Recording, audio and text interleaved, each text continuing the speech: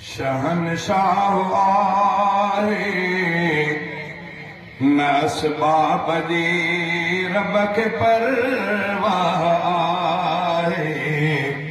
खुदा पाक बेशक शहनशाह आहे न असबाब जी रब खे परवाह आहे। खुदा पाक बेशक ओए बिना पीर जे ईसा पैदा कयाई ऐं उनखे अञा ताईं ज़िंदा रखियाई।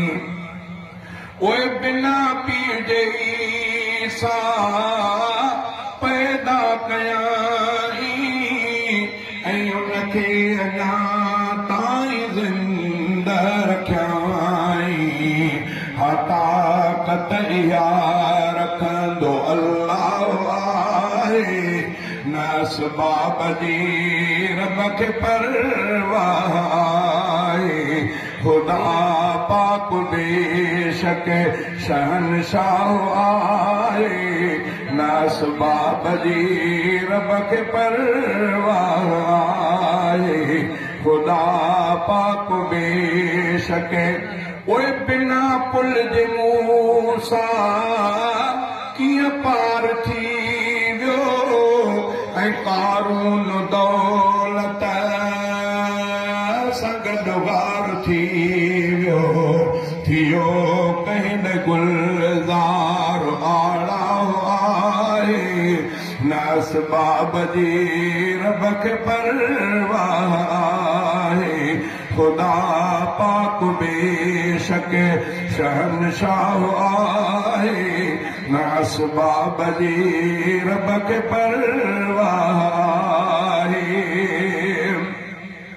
ओए मिठे मीर मुरसल खे रब घुरायो करे पल में साईं वॾा सहरायो। करे पल में साईं वॾा सैर आयो। समावात खां थियो गुज़रगाह आहे न असबाब जी रब खे परवाह आहे। खुदा पाक बेशक शहनशाह आहे न असबाब जी रब खे परवाह आहे। खुदा पाक बेशक ओए ॾिसो कहफ़वारने खे रब सुम्हारियो ऐं सदियुनि खां पोइ बि सलामत उथारियो ऐं सदियुनि खां पोइ बि सलामत उथारियो। ईअं बेखणा ईंदो रब साहो आहे ईअं बेखणा ईंदो रब साहो आहे न असबाब जी रब खे परवाह आहे। खुदा पाक बेशक ओहू अध रात जो सिज उभारे सघे थो ऐं सिज हूंदे तारा ॾेखारे सघे थो ऐं सिज हूंदे तारा ॾेखारे सघे थो। मञे जो नहीं ॻाल्हि गुमराह आहे न असबाब जी रब खे परवाह आहे। खुदा पाक बेशक ओए बिना अमल अहमद खे जन्नत जे ॾींदो त रब खां पुछण वारो आहे केरु थींदो। त रब खां पुछण वारो आहे केरु थींदो।